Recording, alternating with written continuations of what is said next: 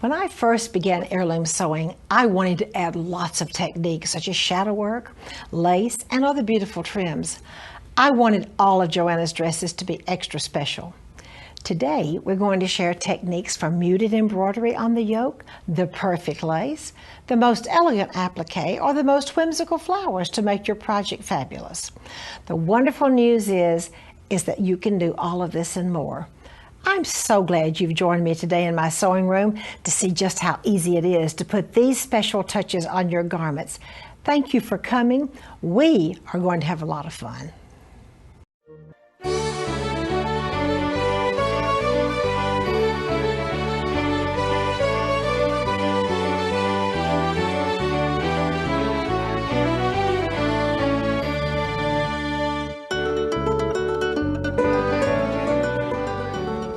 This is such a beautiful and a happy dress. Let me just share with you some absolutely exquisite details. The little organdy sleeves are so sweet, but I want you to look at the little piping, the little gingham piping. This is absolutely precious, and I bet you thought it was hand shadow work. Well, it isn't. It's done by serger. And the cute little sash out of the gingham. I love the little fancy band on the skirt. You see the little gingham piping, and then these beautiful little lines that really look like shadow work are done on the serger, and the little flowers spaced right throughout the little shadow work. More piping and a beautiful double hem. Now, how is that shadow work so magically done by serger? First of all, you have to put your grid, trace your grid, and this is on organdy. Then you're going to do your serger work, and you can make it skinny or you can make it wide, just depending on what you're using it for. The next step would be to trace off the bodice. And you know why you trace it off first? Because you just need to know how many spaces to put the little flowers in. And then you embroider the little flowers and you are ready to make a very, very happy dress. I'm so happy to have as my guest today my very dear friend and business colleague, Pam Mahshie. Pam is Ambassador of Education for Baby Lock USA. Pam, welcome to the show. Thank you very much, Martha. And let's just get right into our technique here. You mentioned earlier that we were working on an organdy fabric, and it is important that when you are doing the shadow work that you work with a fabric that's fairly lightweight. This way you'll be able to see that stitching when you've completed the stitch. Now, it's also important that we work with a little heavier decorative thread. Today we're working with a shiny decorative rayon thread, and I have two different colors here because you want to make sure that you have a real intense color, nothing that's real light to start with, but a bright color to start with. When we work with decorative thread on our serger, we do want to include the serger net onto the cone of thread. So we're just simply going to insert the net into the bottom of the cone and then make a little container for that thread to fall into so that as it's feeding off, it's not going to become entangled with itself as it pulls into the machine. Then after we have our lines stitched, and it's important to have these lines drawn at the increments that you want them to be stitched because we're going to be following those lines as we stitch. You can again use either a wide or use the narrow cover stitch. And you might wonder, what are all of those little tails hanging off the edge? Well, you will end up with all those little tails because you're starting and stopping to sew each one of those lines. So here we have an example of our wide cover stitch. Using the wide cover stitch, of course, you may then want to cover a larger surface or have your squares in a larger distance apart. Trace off your bodice, and we just have a little smaller size here for all of you to see. But as you trace it, I simply aligned one of the center markings of the cross hair or cross marks of my shadow work with the center of my bodice. Then simply drew a line through the middle of each one of those markings or of those little diamonds that are created, and then simply placed our embroidery, not in every one of them, but I just sprinkled them across. Now, when we come over to our machine and stitch, we want to make sure that we stitch straight on the lines. Again, we're going to be working with a narrow cover stitch and make sure that we're following the lines on the presser foot. Looking at the needles, you'll follow the lines on the presser foot that are indicated. Also, it's important to note that when you stitch, you're actually stitching on the right side. You're going to be following the lines on the right side, and the decorative thread is going to show on the underside.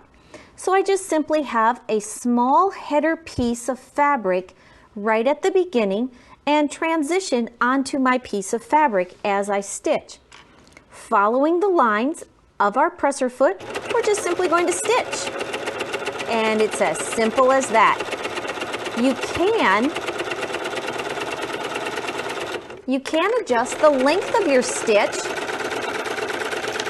depending upon the type of thread that you're going to be stitching with. But isn't that a pretty little technique? And it's super simple and fast. It truly is. And Pam, I just really think it really looks like shadow work. I mean, by hand. By hand, that's what I was going to say, by hand. And it's so pretty through the organdy. And it was so beautiful the way that you put it on that beautiful little dress, the little happy dress. It's very happy. Thank you so much, Pam. And now Pam has some sewing inspirations to share with you.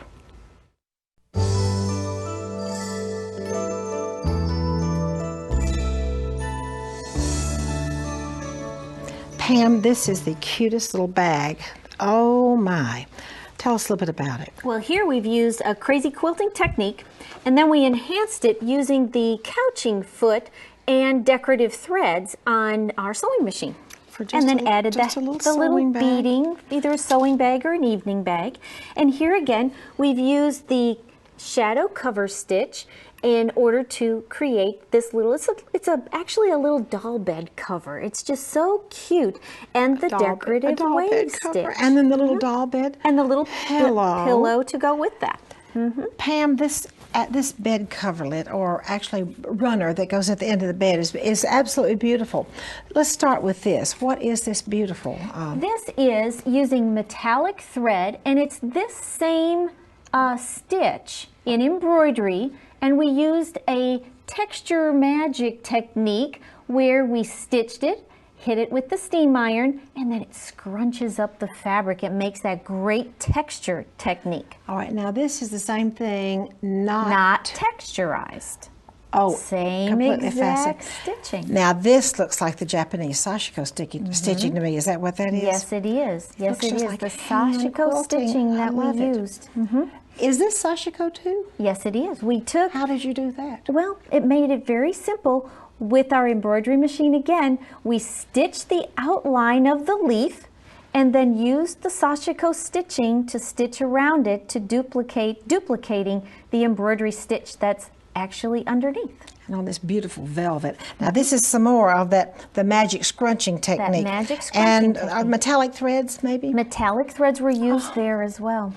And you know I love Crazy Patch, so tell us about this one. Crazy Patch in the hoop. Oh, yay. And many places here we created our own fabric. Like here? So here we created using the embellisher, creating that texture again, using our texturing magic technique here, and took bits of thread that we used in our fringe, sprinkled it on top of a piece of fabric, and using the embellisher, we punched it all together to create our fabric, and then in the hoop, we actually created the Crazy Patch technique. And on this velvet. This is absolutely beautiful. It's so pretty at the foot of a bed, wasn't it? Right.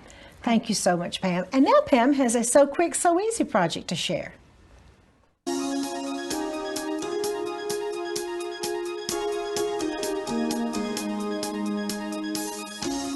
Pam, that is beautiful. Tell us about it. Okay, well, this great little pincushion, now you could use it for a pincushion or a sachet or just about anything you want, or a pillow, a great little pillow if you wanted to. But today, we're going to make a pincushion. It has sand that's in the inside, and all of this Madeira applique is, again, done where, Martha? In the hoop. In the hoop, that's right. Our favorite Done place. in the hoop, our favorite place, for sure. Now we're going to create two different panels. We have the top panel where we have the in the hoop Madeira applique that's being done with our decorative stitch in the middle, and you can place any decorative stitch in the middle of this as you want. Then we have some little eyelets that we've placed around the outside edge for both the top layer and the bottom layer, and then those are laced together with a decorative ribbon.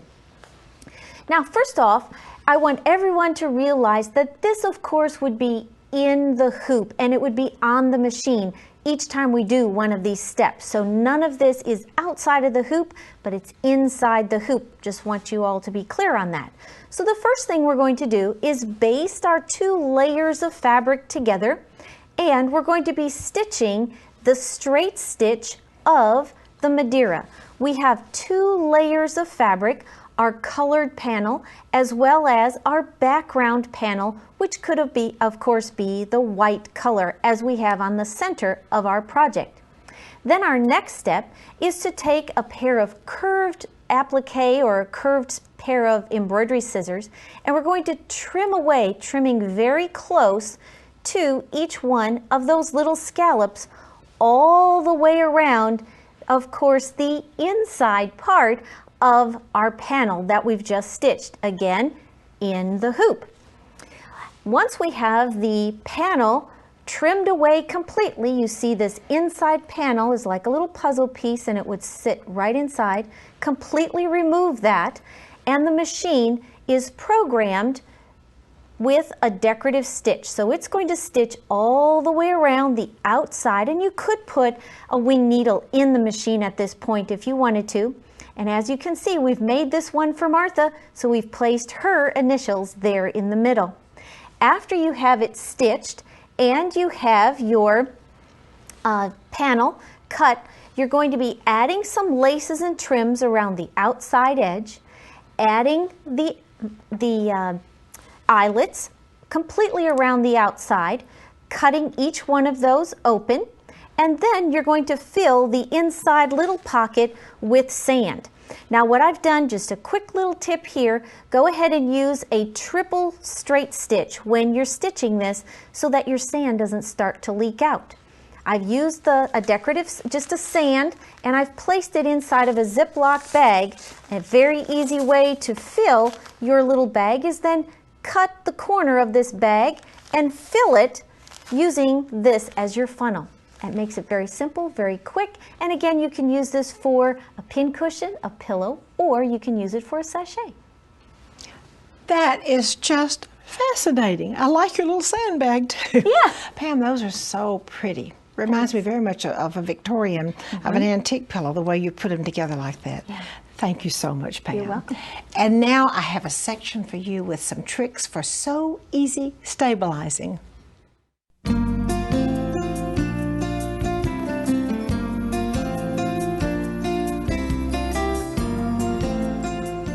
I'm so happy to have as my guest today, Kay Brooks. Kay is with R&K Distributing. She is head of product development and education. Kay, welcome to the show. Thank you. Thank you so much, Martha. Today I want to share lace with you and how to embroider perfect lace to get the most beautiful results out of your sewing machine, your embroidering machine. And one of the things that I want to share with you first is these beautiful, gorgeous samples that we have stitched out. Lace is very rewarding. It's very fast. It's very easy to stitch, and then you can apply it to basically anything, just like we've done here with this beautiful candle, a little small sachet type pillow. This is actually a lace bowl where we've connected different panels to create. And then this is just a simple little medallion that we've stitched out that you can place on anything. You can make a pin out of it, etc., etc. And of course, this is a gorgeous stuffed hanger, which is quite an heirloom. But I'm going to set this aside and get going showing you how to create all of these gorgeous pieces. First and most important is the type of stabilizers that you're going to choose to use. Now, we have had this type of stabilizer around in our industry for a long time. This is a water soluble, actually all of these are, but this is a film type product. You can see it's similar to like a plastic. And when you're stitching lace, this is really not ideal. As you can see, what has happened here I've used a couple of layers, and the lace has actually perforated this particular product, and so my lace didn't turn out exactly as I wanted to.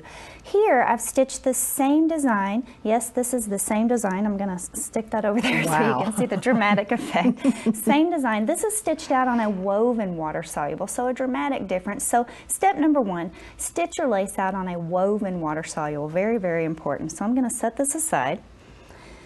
Next thing is, when you're hooping your stabilizer, this is a very important tip. Don't hoop so tight. Once you get it in the embroidery frame, and we've got it nice and taut in the frame, just make sure that it's not so tight. Give yourself a little bit of flexibility there in the frame, so that whenever the stitches are connecting, they actually have to jump across a bridge basically whenever they're connecting. And if you have the stabilizer too tight, they may miss their jump. So they're connecting bars whenever you're stitching lace. So give it a little bit of cushion there. I'm not talking, you know, really floppy loose in the frame, but you do want a little bit of flexibility, just like I've shown you there, just a little bit loose in the frame, and you'll get really, really good results. Now, I want to talk to you a little bit about the different types of lace designs that are available. Have you ever stitched out a lace design and then when you washed away your stabilizer, your design fell apart? That has happened to a lot of us. If your design does not say on the packaging freestanding embroidery, it is not. Very, very important. If you're wanting a lace medallion, something that you can use freestanding, it's very, very important that it says freestanding. Otherwise, you're going to need to put a background fabric in with your water soluble. Now, what I've done here, I was going to bring water on the set, but then I thought maybe I shouldn't do that. That might be a little bit messy. But I've stitched a few designs out to show you. This is a beautiful design, but it's not really made for freestanding lace. It will fall apart whenever you wash it. But here, I've taken another design, again, not made for freestanding lace, but I've added a layer of organza within the hoop to absorb the stitches. And then I've rinsed it away, and I'm going to pull this off so the camera can get in there and see. I've rinsed away the stabilizer, trimmed the organza really close, or you could burn it away with your stencil burner, and you can see we have this gorgeous lace medallion here that's now ready to put on anything. And I love these little rosettes, these little daisies and flowers and things that I've made here with the organza. And by the way, whenever you're stitching with organza, another quick tip, use nylon. Don't use polyester organza because it definitely will burn away a little bit easier, trim a little bit easier next to the embroidery design. And the type of thread you use also makes a difference. Use the same type of thread in the bobbin and the top whenever you're stitching lace. That definitely makes a difference in how this overall stitching will form in the fabric. So you can see here I've burned away these gorgeous little flowers, and we've inserted them on these gorgeous little cards and whatnot. So, and lastly,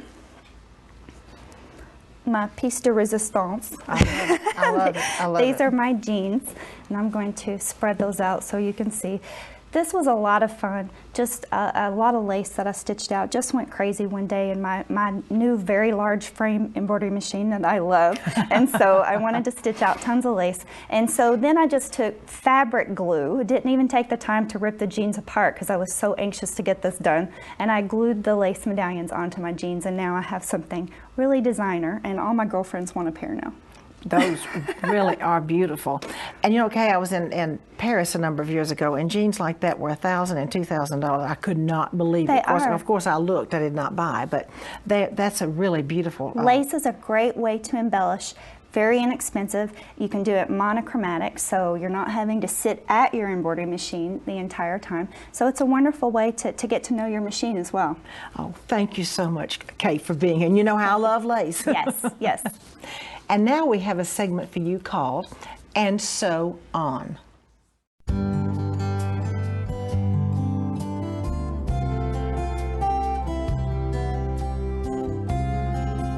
I am so happy to have as my guest today, Kari Mecca.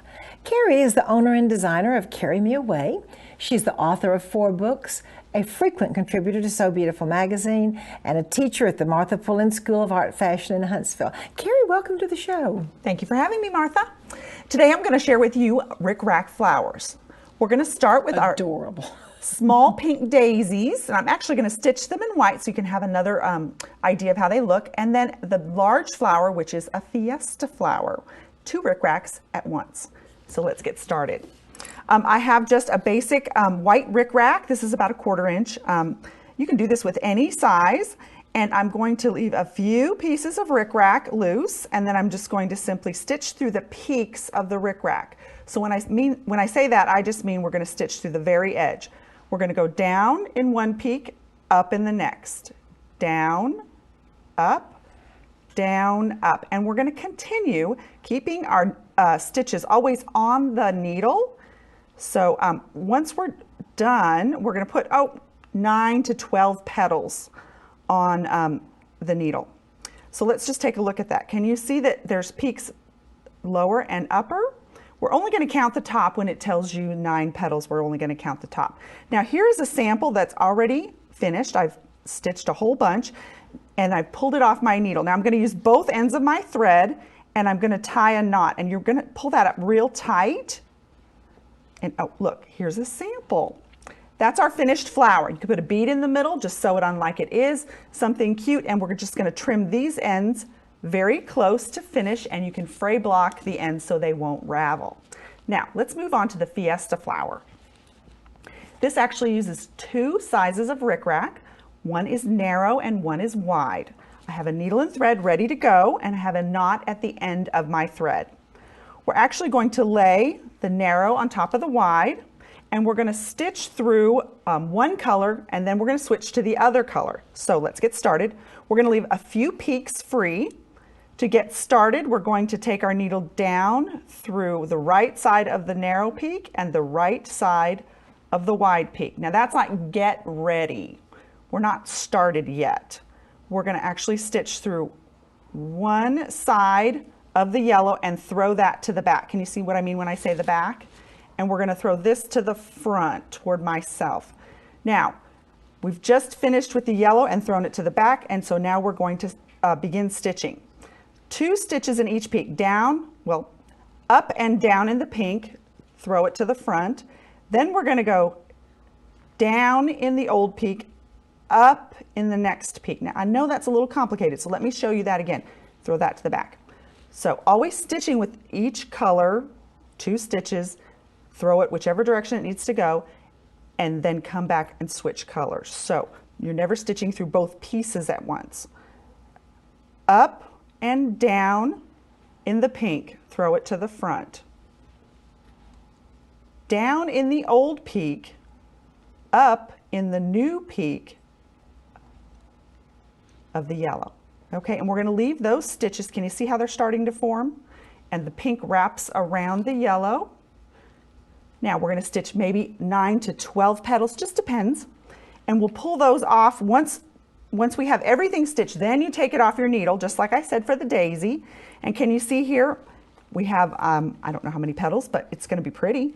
And I'm using both ends of the thread again, and we're going to tie a knot. We're going to tie that real tight. Now make sure that's secure, because that's what's holding your flower together. I would use a beading thread that's waxed, and I would still even use it doubled.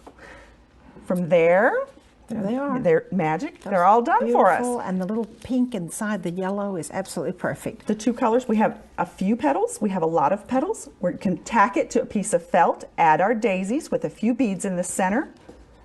Whoops. Trim it close and put a pin back on it, and you can wear it with anything. Thank you so much, Kari. And now I have a piece from my vintage collection to share with you.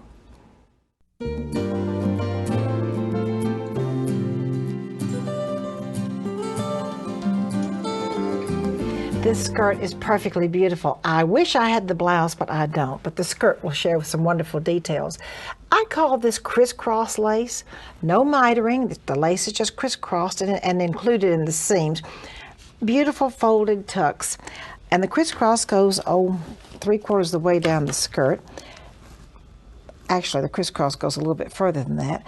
And then it comes into a wide crisscross.